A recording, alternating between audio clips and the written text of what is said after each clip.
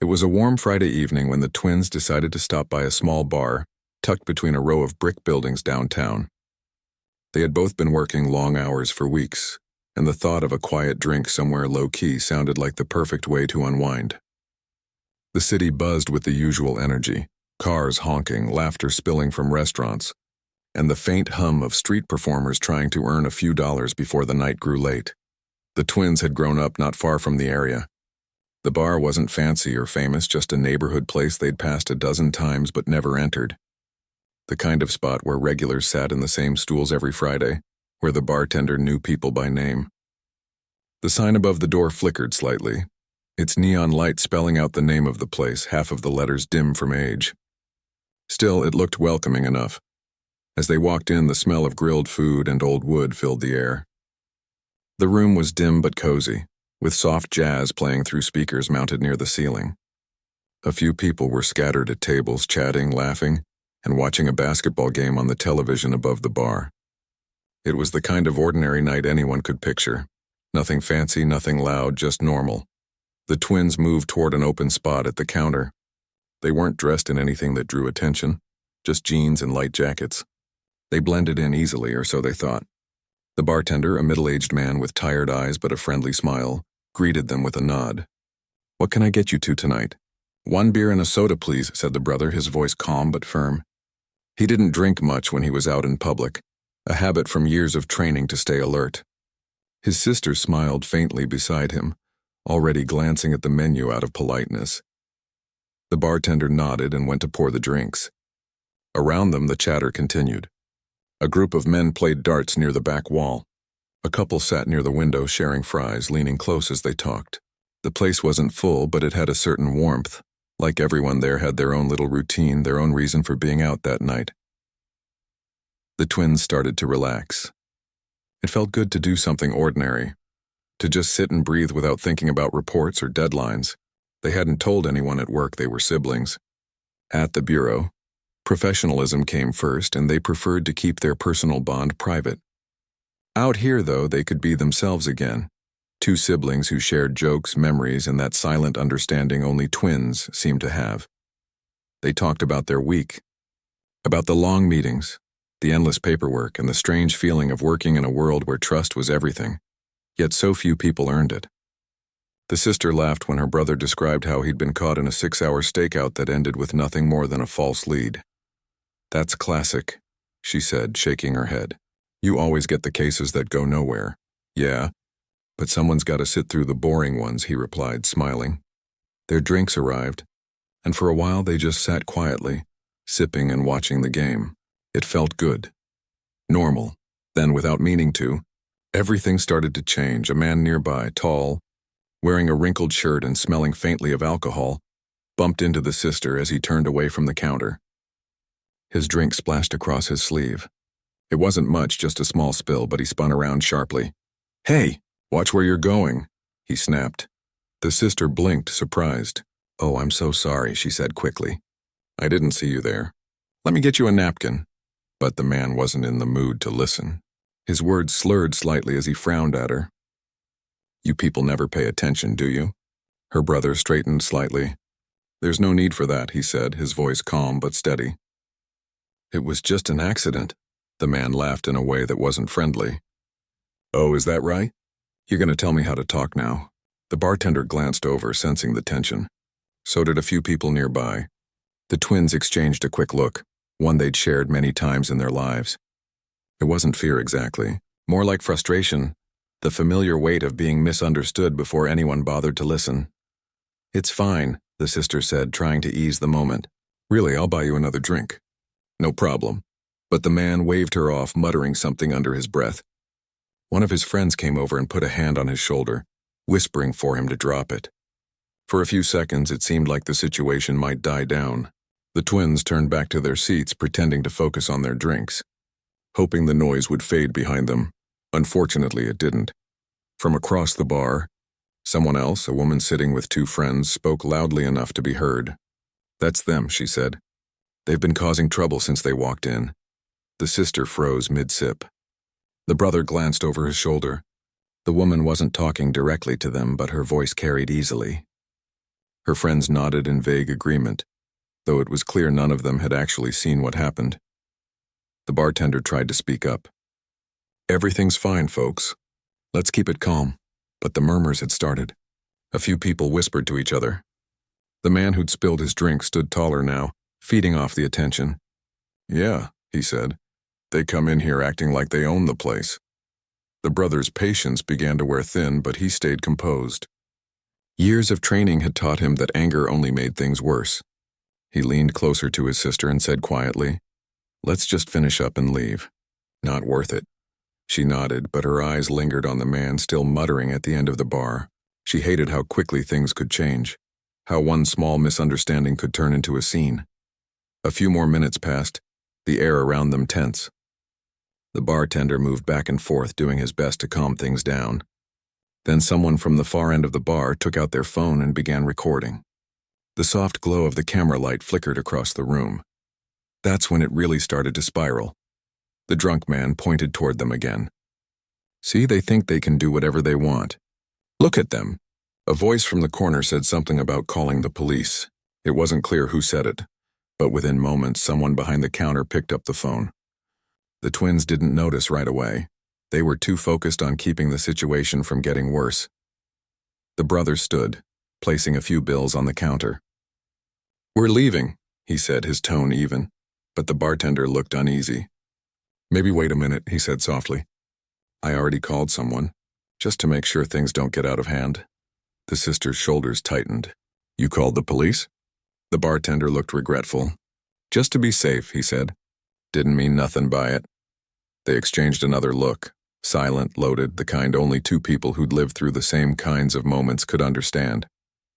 They'd done nothing wrong, yet here they were, about to be treated like they had. "Let's just step outside," the brother murmured. They walked toward the door together, every eye in the bar following. The camera phones stayed raised. The twins moved calmly, but inside, both felt a dull ache in their stomachs. It wasn't fear, not exactly. Just that heavy mix of frustration and sadness that came from knowing the story people saw was never the real one. Outside, the night air was cooler, carrying the smell of rain. They stood under the awning, the sound of traffic filling the silence between them. Neither spoke at first. "You know what's going to happen, right?" she finally said quietly. He sighed. "Yeah, but we'll handle it." She nodded, rubbing her hands together slowly. "It's just, no matter what we do, it's the same story." "I know," he said. "But we stay calm. Always." They'd had this conversation before. Too many times. It was the quiet agreement between them that no matter how unfair the moment felt, they would not let emotion take over. It was something their father had drilled into them growing up. Keep your head clear, keep your dignity, and never let anger decide for you. Inside, the noise had died down. People were pretending to mind their own business, but faces still turned toward the door. The bartender looked uneasy, wiping down the counter faster than necessary. The man who'd started it all was laughing again, though less confidently now. Minutes later, the sound of sirens cut through the air. The twins didn't move. They stood side by side, watching the blue and red lights flash against the brick walls. When the police cars pulled up, two officers stepped out, one older, one young. They approached with that cautious, deliberate walk that said they were already on alert. "Evening," the older officer said, his tone clipped. "We got a call about a disturbance." "That you two?" The brother spoke first, steady and polite. "There's been a misunderstanding. We didn't cause any trouble. Someone spilled a drink, that's all." The officer's eyes narrowed slightly. "Mind showing some ID?" The sister reached into her pocket slowly. "Of course," she said, careful to keep her movements visible. The younger officer shifted his weight, one hand hovering near his holster. "Keep your hands where I can see them, please," he said sharply. She froze, her ID still halfway out. "I'm just getting my wallet," she said calmly. Her brother stepped forward slightly. "Officer, everything's fine. We haven't done anything wrong." "Back up," the younger one barked. The older officer lifted a hand, trying to keep things steady. "Let's just take it easy," he said. "Nobody wants any trouble here." The tension was thick enough to taste. The sister could feel her heart pounding, but she stayed still. The brother met the officer's eyes, unflinching. He'd seen this before from the other side of things. He knew how easily small misunderstandings turned into something worse. Finally, the older officer lowered his tone. "Look, just tell me what happened inside," the brother explained, short and clear. "No anger, no attitude. Just facts." The sister nodded along, adding quiet details when needed. They didn't mention their jobs, not yet. They wanted to see how far the officers would go on assumption alone. After a few minutes, the older officer sighed. "All right. Doesn't sound like anything serious." But before anyone could relax, the younger officer leaned toward his partner and whispered something. The older one frowned, glancing back at the twins. "Wait here," he said, stepping aside to speak quietly into his radio. The sister and brother stood in silence again, under the flickering bar sign. The sound of the city moved around them, cars passing, music from another bar down the street, the faint murmur of voices inside the place they'd just left. The sister looked down at her reflection in the window. "You think this'll ever stop happening?" she asked softly. Her brother didn't answer right away. His eyes were fixed on the police car lights. "One day," he said finally, "but not tonight." The younger officer returned, still tense, still suspicious. "We're just checking something," he said. "Stay put." The sister nodded. She'd been in 100 tense situations before. Undercover operations, high-risk arrests, interrogation rooms where people tried to break her resolve. But this felt different. This wasn't about her job. This was about how they were seen the moment they walked into that bar. The minutes stretched out, slow and heavy. Inside, the bartender peeked through the window, guilt written across his face. He hadn't meant for any of this to happen. He just wanted the night to stay quiet. But things like this never stayed small. The older officer came back eventually. "All right," he said, voice softer now. "Seems like things are under control. You can go," the brother nodded once. "Thank you, officer." They turned to leave, walking away from the bar without looking back. The street lights painted long shadows on the pavement as they moved side by side, saying nothing. For anyone watching, it might have seemed like just another misunderstanding resolved. But for them, it wasn't that simple. It was another reminder that even when they followed every rule, stayed calm, and spoke respectfully, they were still seen as suspects first. The night should have ended there, but the story was far from over. What the officers didn't know, what no one at that bar knew, was who the twins really were. They weren't just two strangers passing through. They were both trained federal agents, people who had dedicated their lives to protecting the public, to upholding the law, and tonight, that same system had nearly turned against them for no reason other than perception. As they disappeared into the glow of the city lights, the sister exhaled slowly, the tension finally easing from her shoulders. "Next time," she said quietly, "we're staying home." Her brother gave a faint, tired smile. "Yeah," he said, "next time." But both of them knew that something about this night would stay with them. It wasn't just another evening gone wrong. It was the beginning of a moment that would test their patience, their identity, and everything they believed about justice. And for now, neither of them realized just how far the ripple from that small bar would spread. The night after the bar incident, the twins sat quietly in their apartment, the city lights spilling through the window and casting faint patterns on the walls. The television was on but muted, showing a late-night news segment neither of them paid much attention to. They both looked tired, not from lack of sleep but from the kind of exhaustion that sits deep inside, a mix of frustration and reflection. The brother leaned back on the couch, rubbing his eyes. "You know what gets me," he said finally, breaking the silence. "We did everything right. Stayed calm, stayed respectful, didn't raise our voices. Still, it didn't matter." His sister nodded slowly. "That's the part that always gets me too," she said softly. "No matter how careful you are, some people already made up their minds about you before you even open your mouth. They had talked about it before, many times actually. But this time felt different. It wasn't about just another random moment in public. It was about the way they were seen. Even after everything they had accomplished, they'd spent years proving themselves in a job that demanded trust, discipline, and integrity. And yet to a stranger in a bar, they were just another pair of faces that didn't fit the image of who belonged there. The brother reached for the remote and turned the TV off. The quiet in the room deepened. "I almost said it," he admitted. "When they started asking questions, I almost told them who we were." His sister glanced at him. "Yeah, I thought you might," she said. But it's better we didn't. You know how that goes. It would have made things worse. They would have thought we were lying or trying to pull rank. He nodded, exhaling. You're right. Sometimes it's hard. You work so hard to get where you are, and one misunderstanding can erase all that in a heartbeat. She looked at him for a long moment, then said quietly, maybe it's not about erasing it. Maybe it's about remembering why we do what we do. He turned his head slightly, watching her expression. You think this is one of those moments that's supposed to teach us something?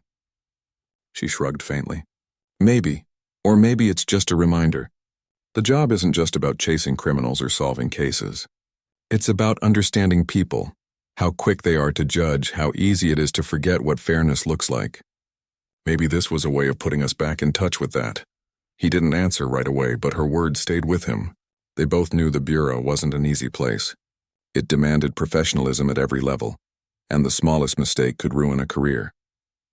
But moments like this, real personal ones, were what shaped the kind of agents they were.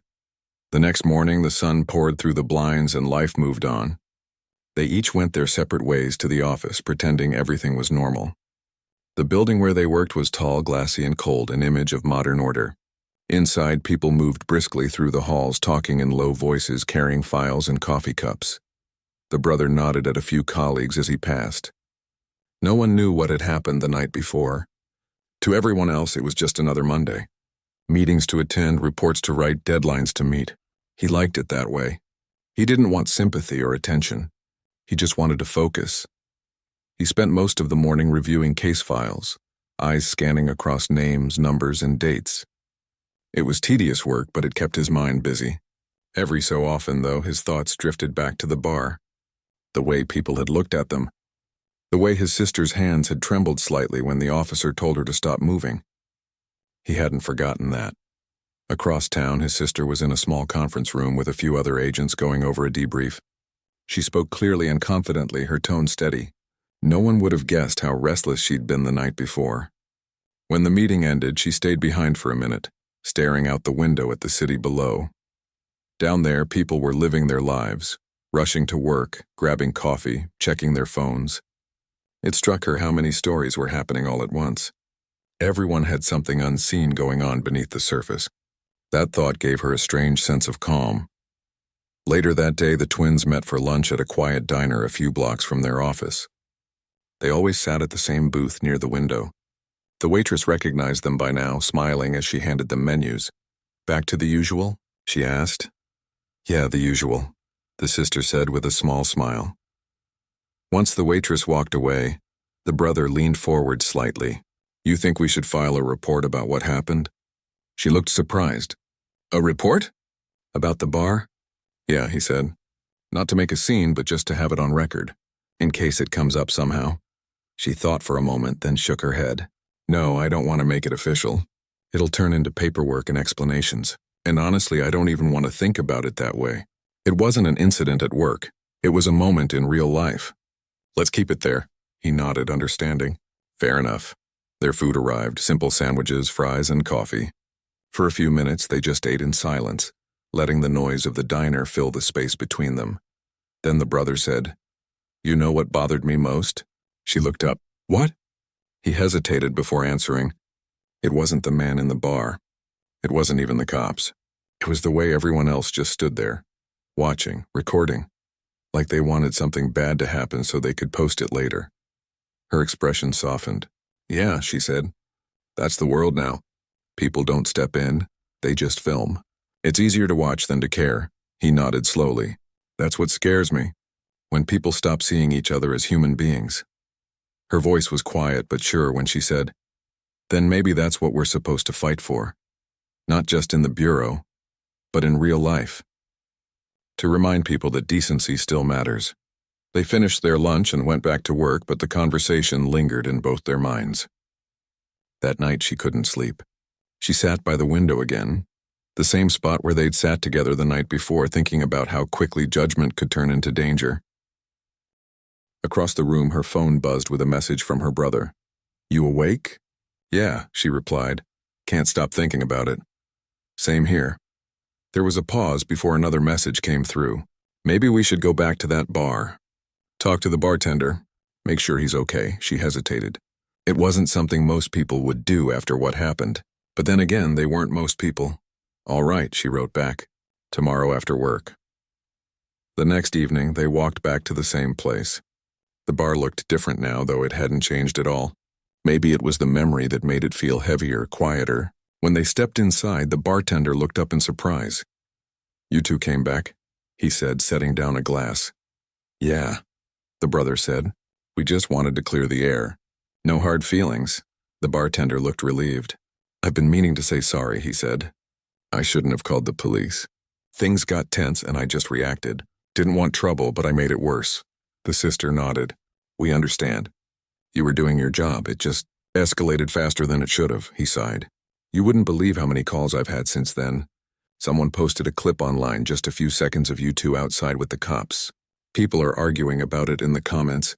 Half the folks saying it's fake, the other half saying it's proof of something bigger. I don't even know what to tell them." The twins exchanged a look.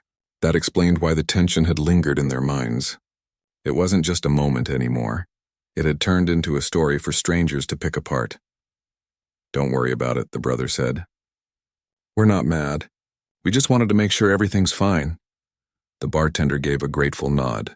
"It's fine, and I'm glad you came back. Not everyone would."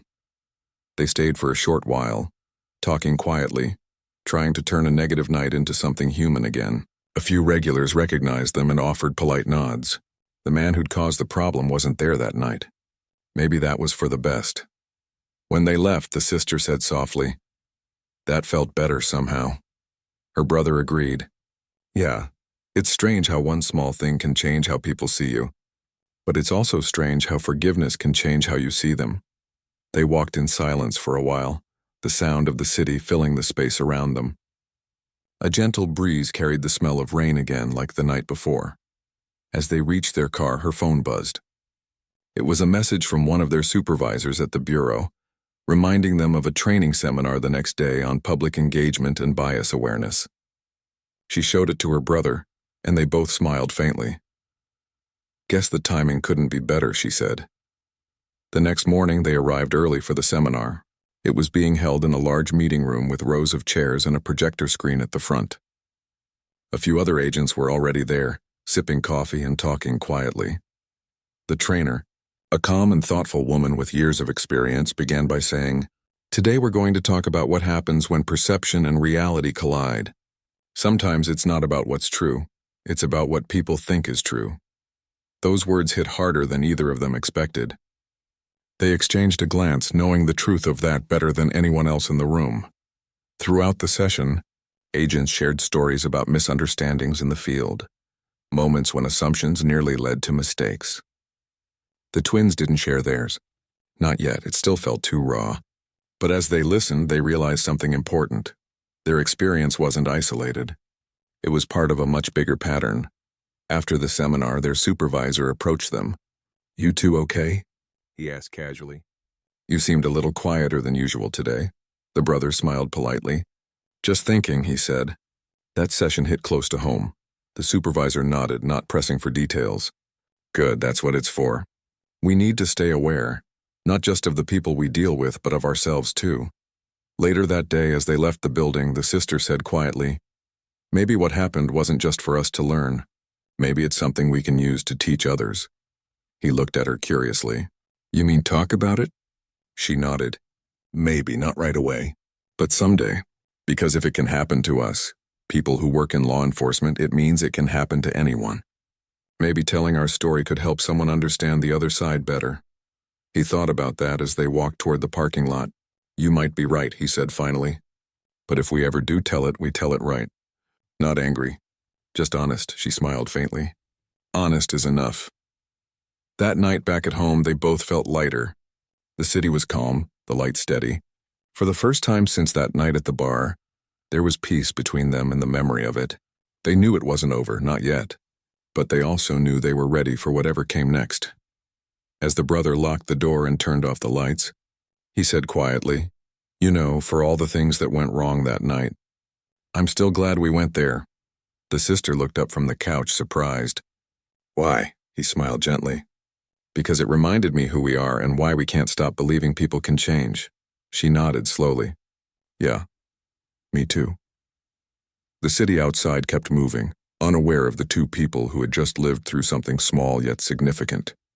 But in that small apartment, under the quiet hum of life, the twins knew something had shifted inside them. They weren't just law enforcers anymore. They were witnesses to how fragile and powerful human understanding could be. And somewhere deep down, they both sensed that this was only the beginning of a story that wasn't done teaching them what it truly meant to stand for justice. The following week began quietly, but an uneasy feeling hung in the background like a shadow that wouldn't fade. The twins went about their work as usual, but both sensed something different in the air. It wasn't just their thoughts about the bar incident anymore. Something else was beginning to take shape, something beyond their control. On Tuesday morning, the brother walked into the bureau's office early. The hallway lights were still dim and the air smelled faintly of fresh coffee. He liked coming in before everyone else. It gave him time to think, to center himself before the rush of the day. But as he sat down at his desk, he noticed something strange. His computer had an email marked urgent sitting at the top of his inbox. He clicked it open. The message was from the communications department. It was short, only a few lines, but the words made his chest tighten. Please be advised that a video circulating online appears to feature two of our agents during a public encounter with local police. We are conducting an internal review. If you have any information, please report to your direct supervisor immediately. For a moment, he just stared at the screen. The cursor blinked beside the message, waiting for him to react. He didn't move. He didn't need to read it twice to know what it meant. The video from that night, the one the bartender had mentioned, was spreading faster than anyone expected. He leaned back slowly, running a hand over his face. It wasn't fear he felt exactly. It was the sinking awareness that something private had now become public. Something they had hoped would fade quietly was now turning into a matter of official concern. He picked up his phone and called his sister. She answered on the second ring. "Morning," she said. "Have you checked your email yet?" He asked, his tone steady but tense. "Not yet." "Why?" "There's an internal memo. About that night." There was silence on the other end, then a soft sigh. "So it's out there now." "Looks like it." She didn't sound surprised. "Just tired." "All right," she said. "Let's deal with it." They met later that morning in one of the small conference rooms on the 6th floor. Their supervisor, a calm and even-tempered man with years of experience, was already there waiting for them. He didn't look angry, just concerned. "Close the door," he said as they walked in. They did. He gestured for them to sit. "You two know why you're here." "Yes," the brother said. The supervisor folded his hands. "I've seen the video. It's not bad in the sense of misconduct, but it's drawing attention. People online are talking about it, making assumptions. Some think it shows law enforcement bias. Others are defending the officers. It's a mess. And since you're bureau agents, it's now our problem too." The sister nodded slowly. "We understand." "I'm not here to reprimand you," the supervisor said. "You didn't do anything wrong. But I need your version of events on record before this gets any bigger. Just tell me exactly what happened that night." They took turns explaining, every detail calmly and clearly. How they'd gone to the bar, how a small misunderstanding had escalated, how they stayed calm the whole time, how they were cooperative with the responding officers. When they finished, the supervisor leaned back in his chair. He rubbed his chin, thinking. "All right," he said finally. "I believe you. But here's the thing. Once something like this goes online, it takes on a life of its own. People will twist it, exaggerate it, or use it to make a point. We can't control that. What we can control is how we respond. So for now, you're both going to keep a low profile. No public appearances, no interviews, nothing." "Understood." They both nodded. He gave a small sigh. "I'll handle the higher-ups. You just keep doing your jobs. Let this blow over." After the meeting, they left the office in silence. The hallway felt longer than usual, every step echoing faintly. Neither wanted to admit how heavy the situation felt. Later that afternoon, during lunch, they sat in their car outside the bureau building. The windows were rolled down, letting the spring breeze drift in. "It was bound to happen," the sister said quietly. "Anything caught on camera becomes something else." He nodded. "Yeah, I just hate that people only see 10 seconds of a story and think they know everything." She looked out the window. "We've both seen cases fall apart because of that. Perception beats truth every time." He thought about that for a moment. Then he said, it's weird. We've spent our careers investigating the truth about other people's actions. Now it's our turn to be the story. She gave a small, humorless laugh. Yeah. Welcome to irony. That night they tried to ignore the online buzz, but it was impossible to escape. News outlets were already running short clips, blurred faces, and bold captions like, "Tense encounter raises questions," and "Agents or aggressors?" Confusion over viral video. The comments under those posts were worse. Some defended them, saying they were calm and polite. Others criticized them, assuming the worst. No one really knew the truth, but that didn't stop the opinions. The next few days felt long. Everywhere they went, they sensed whispers. A few co-workers were supportive, offering quiet words of reassurance. Others avoided eye contact, unsure how to approach them. One afternoon, during a routine meeting, a senior official briefly mentioned the importance of professionalism in public spaces. The twins knew the comment was indirectly aimed at them. They didn't react. They just took notes like everyone else. Later that evening, the brother went for a walk through the city to clear his mind. The streets were alive with people. Young couples, street musicians, the smell of food from nearby restaurants. Life went on as if nothing had changed. But inside, he felt the weight of every stare, every possible glance that lingered too long. He passed a newsstand where a local paper had a small headline about law enforcement bias under review. He didn't stop to read it. He just kept walking. Across town, his sister stayed late at the office finishing paperwork. When she finally left, the building was almost empty. She walked through the quiet halls, thinking about what the supervisor had said, that they had to control their response. But what did that even mean? Staying silent didn't feel right, but speaking out could make things worse. When she reached the parking lot, her brother was waiting by her car. "Couldn't sleep?" she asked. He shrugged. "Figured you'd still be here. Thought I'd walk you out." They stood for a moment in the dim light, neither speaking. Then she said softly, "You think this will pass?" He nodded slowly. "It will. Everything does eventually." She smiled faintly. "You always say that, because it's true." A few days later, the Bureau's communications department reached out again.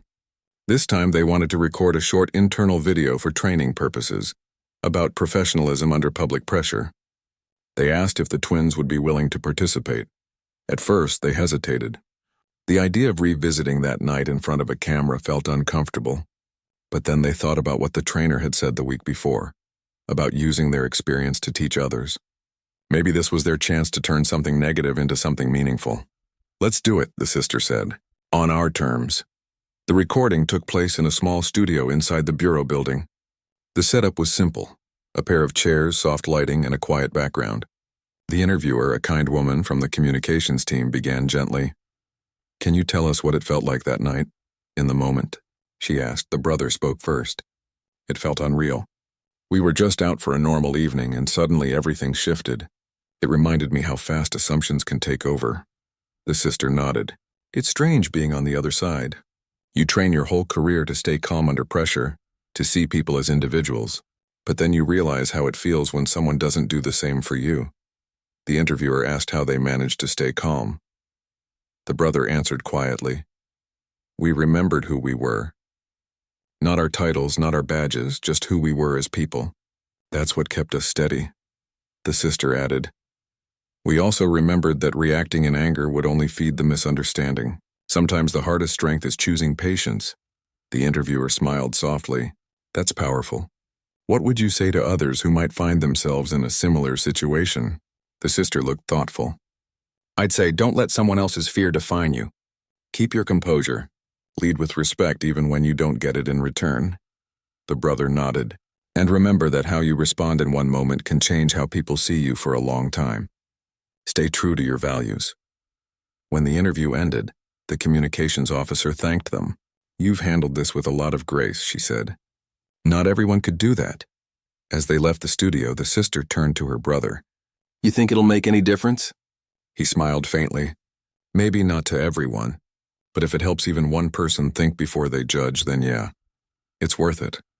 In the days that followed, the internal video circulated quietly among agents across departments. A few colleagues stopped by to thank them for sharing their experience. One of them, a veteran field agent, said, "That took courage. It's easy to talk about professionalism in theory. Harder when it's real. Those small gestures helped more than they expected. The noise outside the bureau, online and in the media, began to fade. Other stories took over the headlines. The world moved on as it always did, but for the twins, the experience stayed with them. It wasn't just about what happened that night. It was about what it revealed, how fragile understanding could be and how quickly people could forget the human side of things. One weekend, a few weeks later, they returned to the same bar again. The bartender greeted them with a warm smile. "Didn't think I'd see you two again," he said. "Yeah," the sister said, smiling back. "We figured it's time to rewrite the memory." They sat at the same spot as before. The same wooden counter, the same low music playing. But this time the air felt lighter. A few patrons recognized them and nodded politely. No tension, no whispers. Just normal conversation and laughter. Halfway through their drinks, a young man approached them shyly. "Hey," he said, "sorry to bother you, but I saw that video. I just wanted to say, I learned a lot from it. About staying calm and about judging people too quickly. I guess I just wanted to thank you."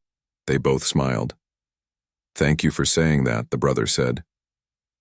The young man nodded and walked back to his table. After he left, the sister said softly, "See? Maybe it did make a difference after all." "Maybe," he said with a small grin. "Maybe it's not about fixing everything. Maybe it's just about planting one good seed at a time." The night went on peacefully. The noise of the bar faded into the background, replaced by the steady rhythm of ordinary life. For the first time in weeks, they felt truly at ease. When they stepped outside, the city lights glowed softly against the sky. The brother looked at his sister and said, "You know what's funny? That night started as something ugly, but it turned into something worth remembering." She nodded. "Because we didn't let it define us." They stood there for a moment, side by side, watching the traffic roll by. The world around them kept moving, imperfect, unpredictable, and full of lessons. And as they walked away from the bar, they both knew that even though the moment had passed, its meaning would stay with them forever. It wasn't about fear or blame anymore. It was about resilience, grace, and the quiet strength it takes to stay human in a world that sometimes forgets how. Weeks turned into months, and life seemed to find its rhythm again. The online noise had faded into the background, replaced by new headlines, new dramas, and the constant churn of everyday life. But for the twins, the lesson from that night stayed close to their hearts. They didn't talk about it often, but it changed something inside them. They'd always seen themselves as strong, composed, and untouchable in their roles, but that experience reminded them that no one, no matter how trained or respected, was beyond misunderstanding. It was humbling and oddly grounding. One bright morning in early summer, the sister stood by her window, looking out at the quiet street below. Birds perched on the power lines and sunlight touched the tops of the trees. She took a slow sip of coffee, thinking about how fast time had moved since that night. Her phone buzzed on the counter. It was her brother. "You up already?" he asked. "Barely," she said with a small smile. "You'll want to check your email again," he said. Her stomach tightened. "What now?" "Relax," he said with a light laugh. "It's good this time."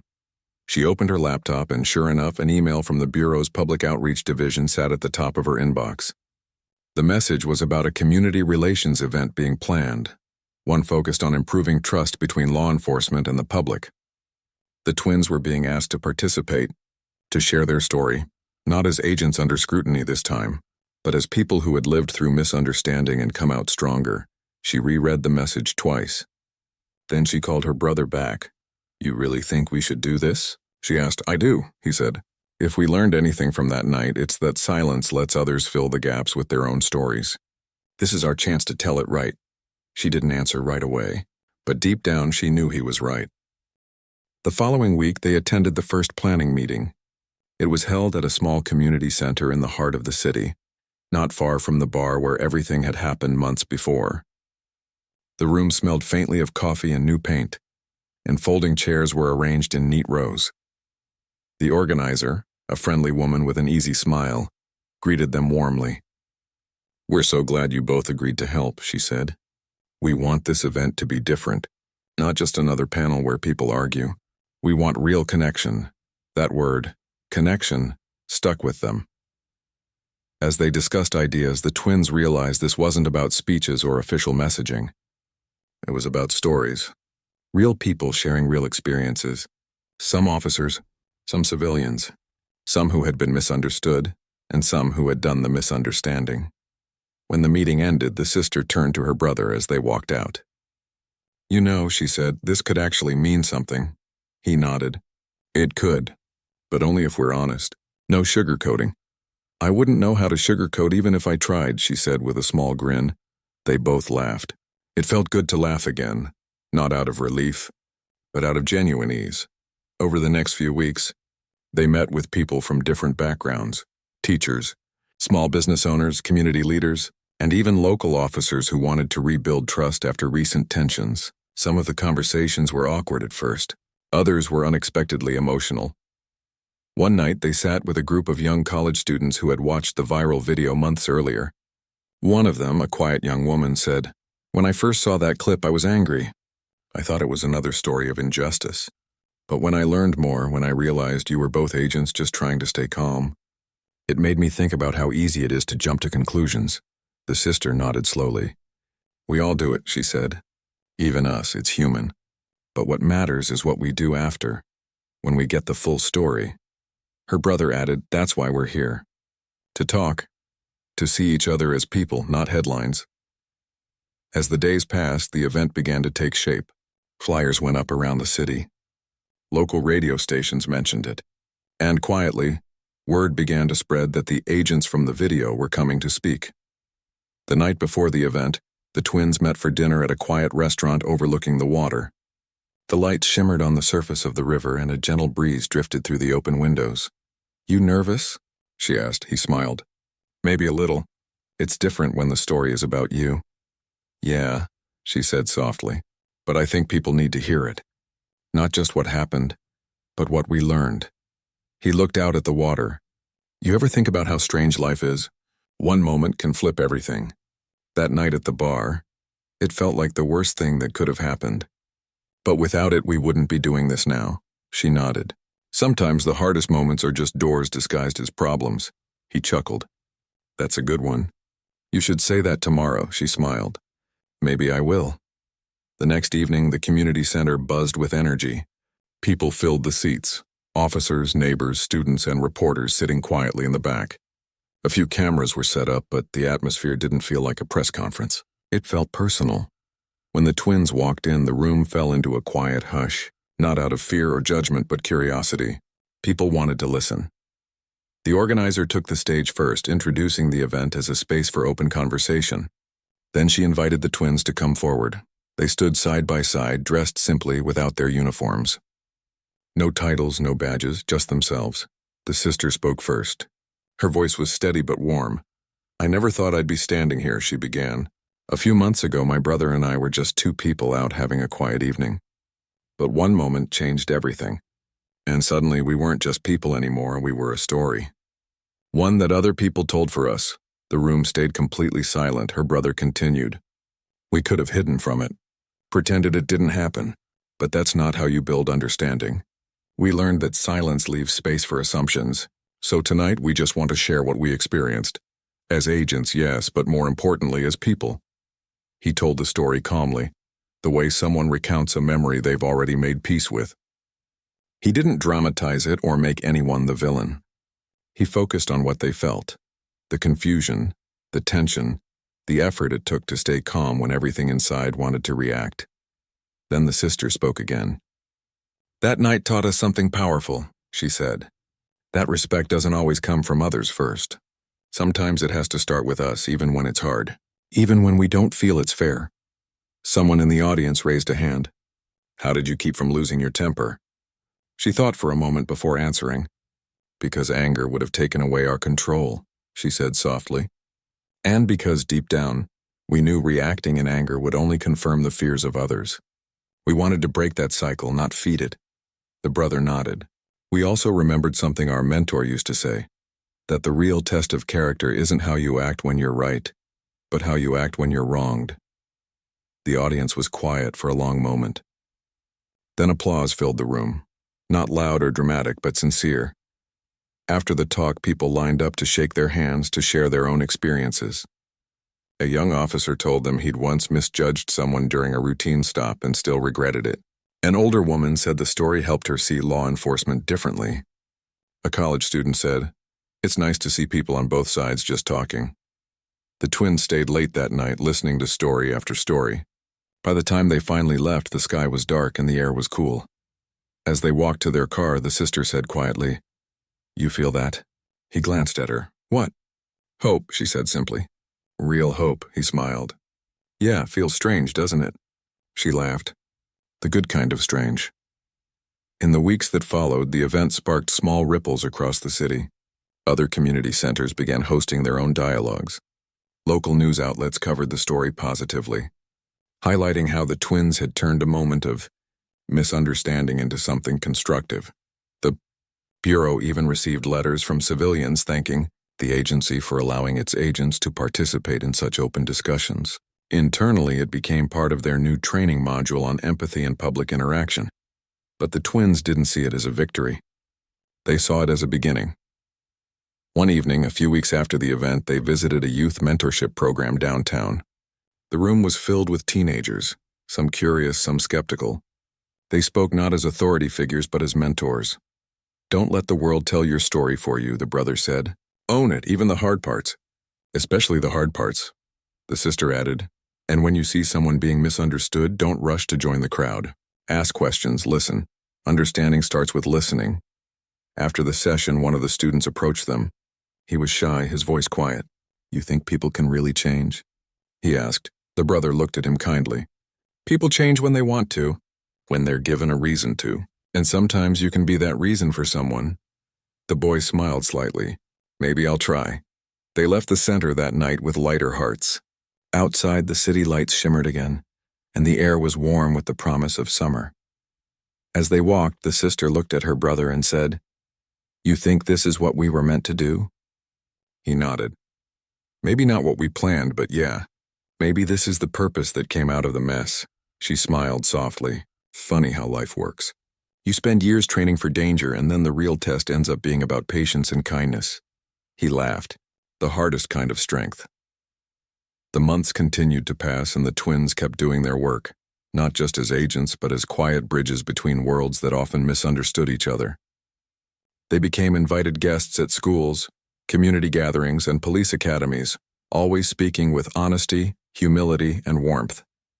Their message was simple: humanity first, title second, and slowly people began to listen. By the end of that year, the memory of the viral video was just that, a memory. The world had moved on, but its lesson remained. The twins didn't erase what happened. They transformed it. They often said to each other when things got heavy, that night could have ended in fear. But instead it began a conversation. And maybe that was the point all along, that even the hardest moments could lead to something good if faced with patience, courage, and heart.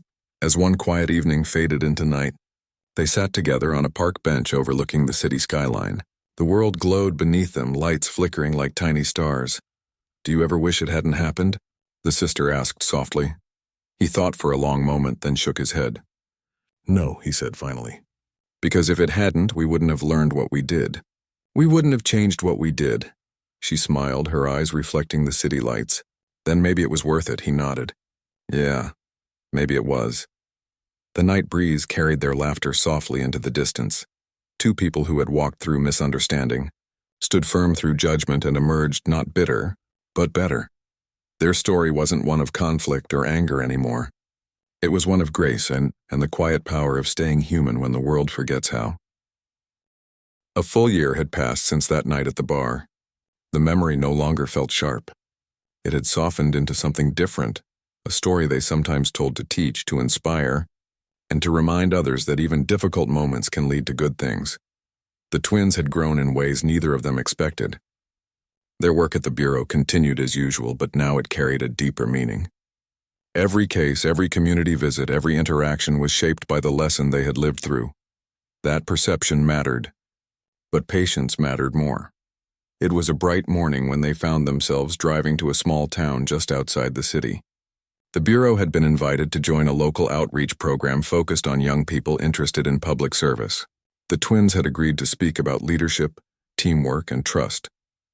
As they drove, the countryside opened up around them. Fields, stretching wide, dotted with trees and quiet houses. The sister rolled down her window, letting the warm air rush in. "You know," she said, "I used to hate doing these talks. Now I kind of look forward to them." Her brother smiled. "Same. I used to think stories were just for the news. Turns out they're what change people most. Because they're real," she said. "Because people see themselves in them." He nodded. Exactly. When they arrived, the community center was already buzzing with energy. Kids of all ages ran around outside, and volunteers set up tables with snacks and flyers. Inside, rows of folding chairs filled the gym, and a large banner hung on the wall, "Building Trust. Building Tomorrow." The event began with short talks from local teachers, a police chief, and a youth counselor. Then it was their turn. The organizer introduced them with warmth, calling them two remarkable agents who turned a moment of misunderstanding into a mission of connection. As they walked to the stage, the sister whispered, "No pressure, huh?" Her brother smiled softly. "We'll just tell the truth. That's all." They stood before the crowd, looking at the mix of faces, curious, cautious, hopeful. The sister began. "A year ago, my brother and I were just two people enjoying an evening out. We didn't know that a few minutes would turn into a story that reached thousands of people we'd never met. We didn't plan it, we didn't ask for it, but it happened. And we had to decide what to do with it." The brother continued. "We could have gotten angry. We could have hidden. But we didn't. We learned that what matters most isn't what happens to you, it's how you respond." She nodded. "That night taught us that calm isn't weakness. It's power. Real power. The kind that lets you stay yourself even when others misjudge you." The crowd listened quietly, some nodding, some leaning forward. The gym felt still but not tense, more like everyone was holding their breath, taking in every word. After they spoke, the questions came. A young girl asked, "Were you scared?" The sister thought for a moment before answering. "A little. Not because of what might happen, but because of what it made us realize. How fast people can decide who you are without knowing you. That kind of fear isn't about danger. It's about being unseen." Another hand went up. "Did you ever forgive them?" A boy asked. The brother smiled gently. "Yes, because forgiveness isn't about saying it was okay. It's about letting yourself move forward. Carrying anger only weighs you down." The boy nodded slowly, as if that answer meant more to him than he expected. After the talk, dozens of people came up to thank them. A teacher told them she was going to use their story in her ethics class.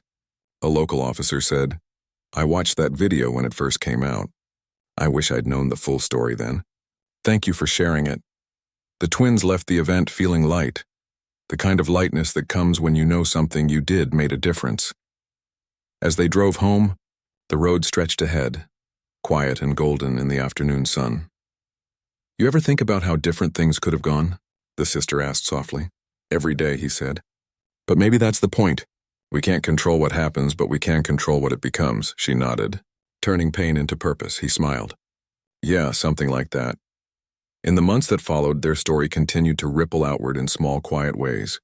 They were invited to speak at training academies and leadership conferences. They weren't celebrities or activists. They never wanted to be. But their story traveled because it was honest. They talked about human reactions, patience, and the courage to stay kind in difficult moments. Sometimes the lessons landed immediately.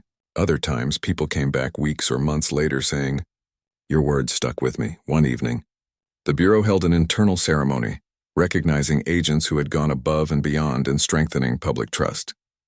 The twins didn't expect anything, but when their names were called, they exchanged surprised glances. As they walked to the stage, their supervisor smiled at them warmly. "These two didn't just serve the Bureau," he said. "They served the idea of what law enforcement should be, calm, human, and compassionate even under pressure." The applause that followed was genuine, long, and full of respect. The moment wasn't about recognition or pride. It was about peace. The kind of peace that comes when you've carried something heavy and finally set it down. After the ceremony, the supervisor pulled them aside. "You two have done something most people never manage," he said quietly. You turned a mistake of perception into a story of hope. Don't stop now." They both nodded, deeply moved. Later that night, the twins found themselves walking through the quiet streets near their old neighborhood. The city lights shimmered against the wet pavement, and the distant hum of traffic filled the air. "Feels strange," the sister said, "to think it all started with something so small." "Yeah," her brother said softly. "A few minutes at a bar and it changed everything." She smiled faintly. "I guess life has a way of teaching us when we least expect it." He nodded. "And usually in the hardest ways." They stopped by the same bar where it had all begun. It looked different now, brighter somehow, more welcoming. Through the windows they could see people laughing, music playing softly. "Want to go in?" he asked. She looked at the door for a long moment. Then she smiled. "Yeah, one last time." Inside, the bartender recognized them immediately. "Well, look who's back," he said with a grin. "Didn't think I'd see you two again." "Guess we like good endings," the brother said lightly. They sat at the counter, ordered 2 sodas, and took in the familiar surroundings. Everything felt smaller than they remembered, not physically but emotionally. The weight that had once filled the space was gone. After a few minutes, the bartender leaned over. "You know, that night changed things around here too," he said. "People still talk about it. Not the bad part, the way you handled it. Folks say it made them think twice about how they see others." The twins exchanged a quiet glance. That simple sentence was worth more than any award. When they left the bar, the night air felt cool and peaceful. The city had moved on, but the story had settled into something timeless, a quiet reminder of what patience and dignity can do. Weeks later, they got an unexpected letter at the bureau. It was handwritten, neat and careful. The writer said he was one of the officers involved that night. He wrote, "I didn't know who you were then. I just saw what I was taught to see. I've watched that video more times than I can count. I wanted to say I'm sorry, not just for what happened, but for how I reacted. You showed me a different kind of strength, and it changed how I approach people now." The twins read the letter in silence. When they finished, the sister folded it carefully and said softly, "Forgiveness really does come full circle." Her brother nodded. "Yeah, sometimes it just takes time." From that day forward, they carried that letter with them. Not as proof of being right, but as a reminder that understanding can grow in the most unexpected places. Their story began showing up in training manuals, documentaries, and even small podcasts. But through it all, they stayed the same, humble, grounded, focused on their work. They didn't chase attention. They chased impact. A few months later, during a quiet morning at the bureau, the sister found herself talking to a new recruit, a young woman just out of training. "I heard about your story," the recruit said shyly. "It gave me hope. Sometimes I get scared thinking about making a mistake or being misunderstood." The sister smiled gently. "You will be misunderstood. We all are. But what matters is what you do next.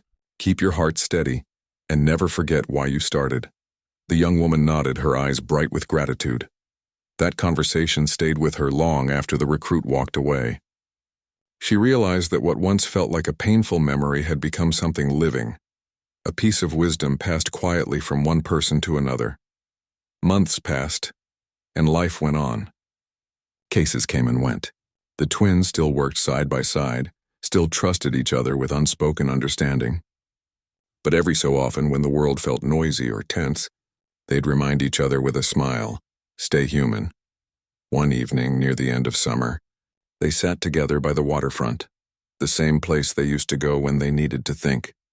The air was warm, the sky painted in deep orange and gold. "It's strange," the sister said softly. "A year ago I couldn't see past that night. Now it feels like the beginning of something bigger." Her brother nodded. "Because it was. We just didn't know it then." She looked at him thoughtfully. "Do you ever wonder what people remember when they think of us?" He smiled. "Maybe not the moment itself. Maybe they just remember that we stayed calm when it mattered."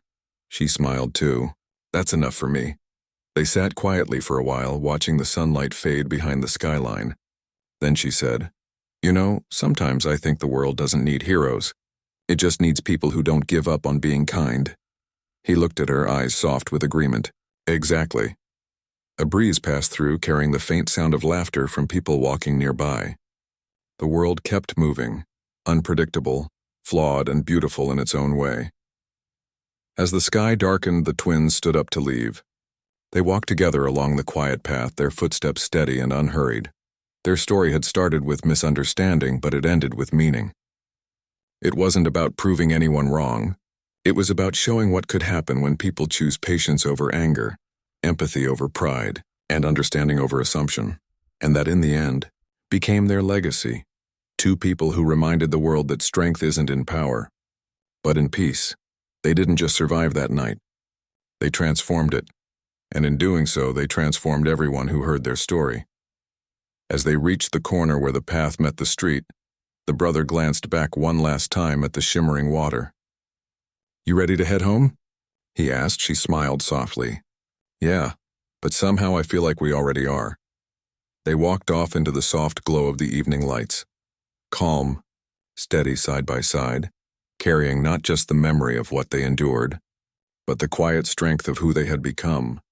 And somewhere out there, unseen but felt, the world had changed, even if just a little, because two people chose to stay human when it mattered most.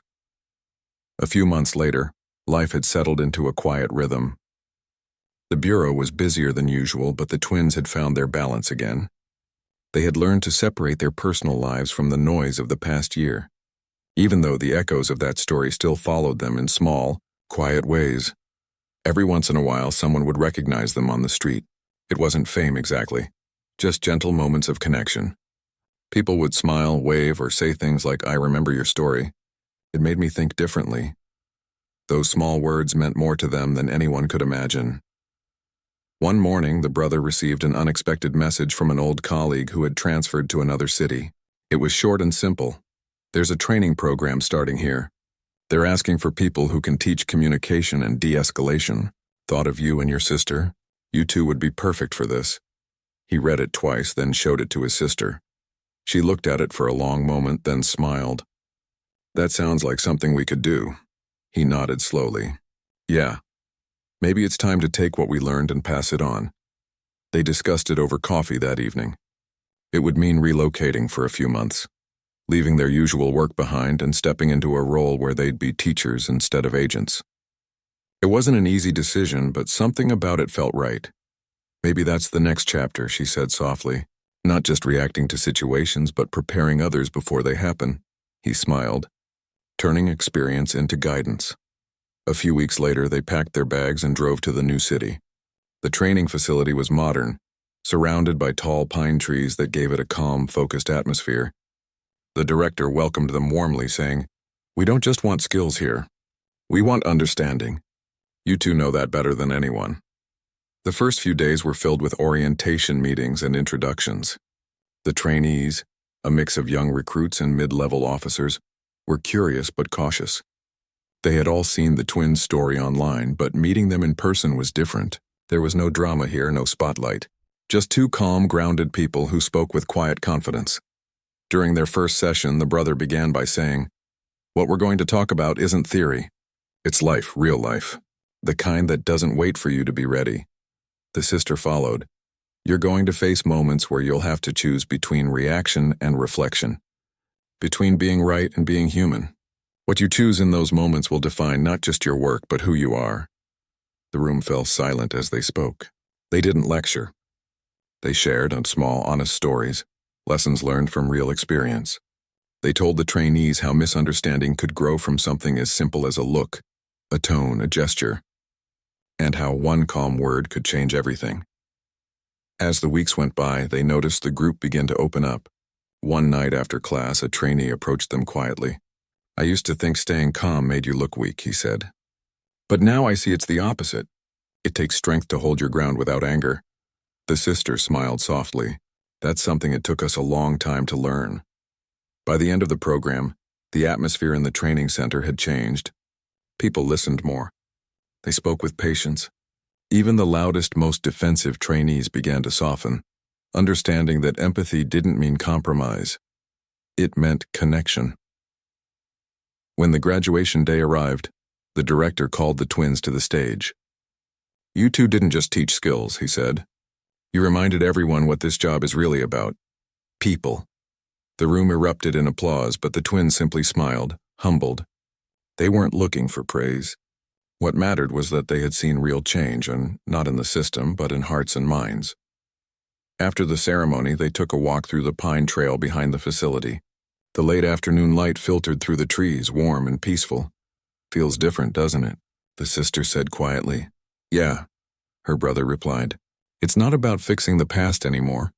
It's about building the future," she nodded. "Maybe this is what we were meant to do." They stood there for a long moment, breathing in the stillness. For the first time in a while, everything felt in balance, their purpose, their peace, their path. When they returned to their home city months later, things had shifted slightly. People looked at them not as the subjects of a viral story, but as mentors, professionals who had turned a hard lesson into lasting change. The Bureau invited them to help develop a new national program on community trust and communication. It was ambitious, involving departments from across the country. The twins agreed, but with one condition: we want it to be real. Not just policies on paper, we want it to reach people. Their proposal was accepted. They began traveling, holding workshops and discussions with local officers, community leaders, and young people. Each event was different, but the message remained the same: understand before you act. One evening, after a long seminar, the brother sat alone in a quiet hotel lobby, sipping tea and reading through feedback notes. A middle-aged man approached him hesitantly. "Excuse me," the man said. "I just wanted to thank you. I was one of the officers who watched your video years ago. It changed how I do my job. I don't rush to judge anymore. You probably saved me from making a mistake I'd regret forever." The brother smiled, deeply moved. "Thank you. That means more than you know." When his sister joined him later, he told her about the conversation. She listened, smiling. "See, that's what I mean. We don't even know half the people we've reached, but they're out there, carrying a piece of our story with them." He nodded. Maybe that's how change really happens, quietly, one person at a time. In time, their story faded from headlines, but it remained alive where it mattered most. In minds, in actions, in the everyday choices people made. Years passed. Their roles evolved, their lives grew fuller. The twins no longer worked directly in the field. Instead, they oversaw training initiatives and community partnerships. They weren't just employees anymore. They were mentors to an entire generation. But even with their new responsibilities, they never forgot where it began. Every anniversary of that night, they took a walk, not out of sadness, but gratitude. Gratitude that something painful became something purposeful. One evening, as they sat on a park bench watching the sunset, the sister said softly, "Do you ever wonder what would have happened if that night never took place?" Her brother thought for a long moment.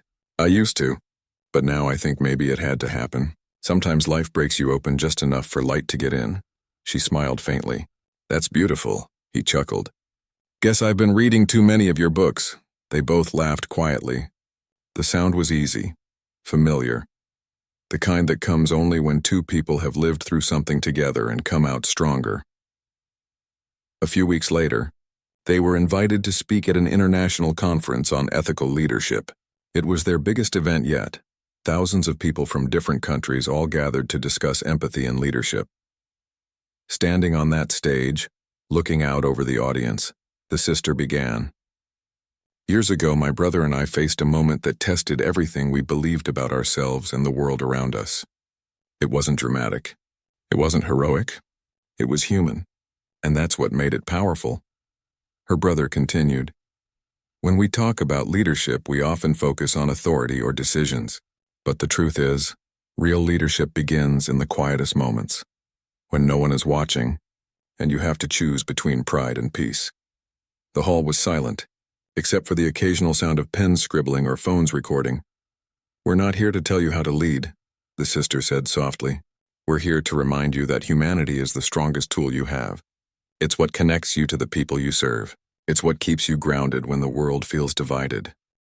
The audience rose in a long emotional standing ovation. It wasn't for fame or performance, it was for truth. Later, backstage, a journalist approached them. "You two could have left this behind years ago," she said. "Why keep sharing it?" The brother smiled. "Because it's not our story anymore. It belongs to everyone who's ever been misunderstood, Everyone who's ever chosen patience over anger. The sister added, and as long as there are people who need to hear it, we'll keep telling it. That night, as they flew home, the plane hummed quietly beneath them. Outside the window, the clouds glowed faintly in the moonlight. You realize, the sister said softly, we've spent years turning one bad night into something good. He smiled. Yeah, and maybe that's what life's about, turning small moments into big meanings. They fell silent for a while, both staring out at the endless sky. When they landed, the world felt calm again. Their days returned to quiet routines, meetings, mentoring, family dinners. But beneath it all, there was a quiet satisfaction that everything they had gone through had found its purpose. One day, the Bureau announced their retirement ceremony. It wasn't grand or dramatic, just a gathering of colleagues, friends, and family. During the event, their supervisor gave a short speech. These two didn't just serve their country, he said. They served its conscience. They reminded us all that patience is power and empathy is strength. When it was their turn to speak, the sister simply said, we've seen the world at its best and its worst. But no matter what, we've learned one thing. The moment you stop seeing people as people, you lose the heart of what this work is about. Her brother added, and sometimes the smallest acts of understanding can change everything. That's what we hope to leave behind. As they walked out of the building for the last time, the sun was setting. The light reflected off the glass walls, warm and golden. They stood there for a moment, taking it all in. The years, the lessons, the journey. So, she said with a small smile, what now? He grinned. Whatever comes next. Maybe something quiet, something simple. They laughed, and the sound carried softly in the evening air. A few weeks later, they opened a small nonprofit, a community center focused on youth mentorship and communication. It wasn't flashy, but it was full of life. Kids came after school to learn about teamwork, listening, and respect. The twins worked side by side again, guiding them with the same calm energy that had once carried them through their hardest days.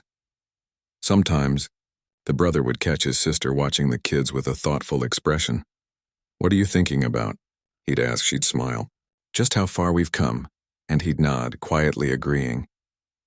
Years later, people would still talk about their story, not because of the night that started it all, but because of what came after.